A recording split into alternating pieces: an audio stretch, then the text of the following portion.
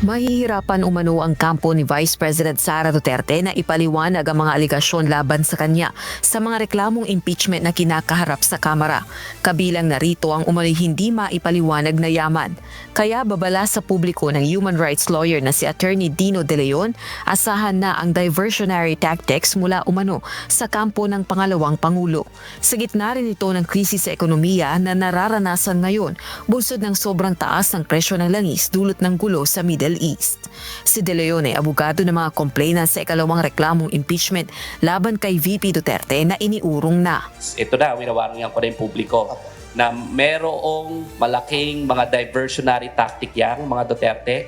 They will take advantage of the economic situation because of the war in Iran, in Israel and the United States and the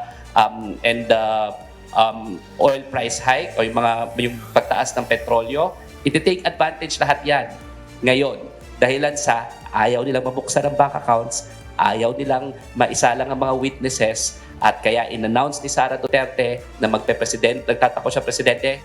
Naniniwala rin si De Leon hindi sasagutin ng Vice Presidente ang mga aligasyon laban sa kanya.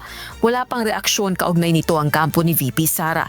Pero nauna nang sinabi ni Attorney Michael Poa, tagapagsalita ng defense team ni VP Duterte sa impeachment process, nahihirapan silang sagutin ang mga aligasyon dahil wala namang impeachable offense.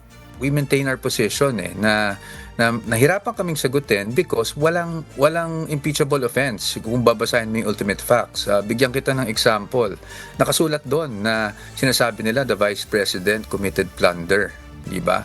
Sa plunder, ano bang ultimate facts dyan? Ang ultimate facts sa criminal offenses, kailangan mong i-allege yung elements nung crime. At ang elements ng crime is 1, she's a public officer; 2, the amount, which is 50 million above; 3, that there was an accumulation or acquisition of unexplained wealth or ill-gotten wealth through a series of overt acts.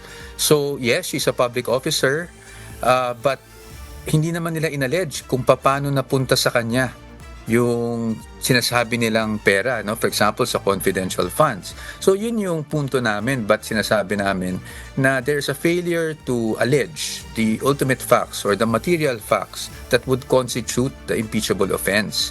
Kasi iba yung sasabihin mo lang na lumabas yung pera, so malamang napunta sa kanya. Hindi po yan ultimate facts. Yan po ay conclusion of law, hindi ba? O conclusion of fact and law.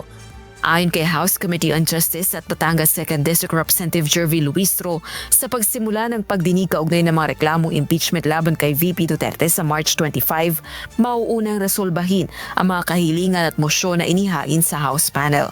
Kabilang narito ang request na isapina ang mahalagang dokumento gaya ng bank records, tax return, statements of assets, liabilities and net worth o SALENS ni VP Duterte at iba pang papeles.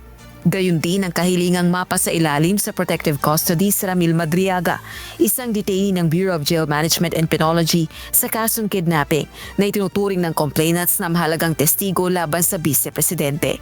At ang pagtutol sa pagpapatala ng mga abogadong sina Michael Poa at Reynold Monsaya bilang bahagi ng Defense Counsel ng pangalawang Pangulo matapos isangkot sa aligasyon ng maling paggamit ng pondo ng Office of the Vice President at Department of Education ng kalihim pa si VP Duterte nito.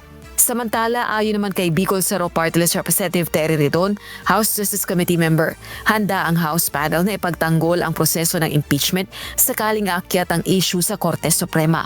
Naninindigan din itong nakabatay sa ebidensya, mga panuntunan at mga umiiral na batas ang bawat hakbang ng Justice Committee.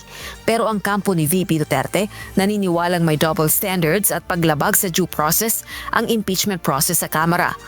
Of course, the option to go up to the Supreme Court is always there, but as to kailan kami aakyat or kung aakyat man kami, we'll have to see first how the proceedings go at the moment, and then doon na lang kami magde-decide kung iaakyat namin sa Korte Suprema. Pero sa ngayon, wala pa kaming napag-uusapan na iaakyat.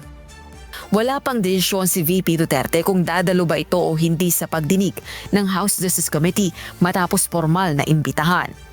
Rosa Licoz, humahataw sa balita ngayon.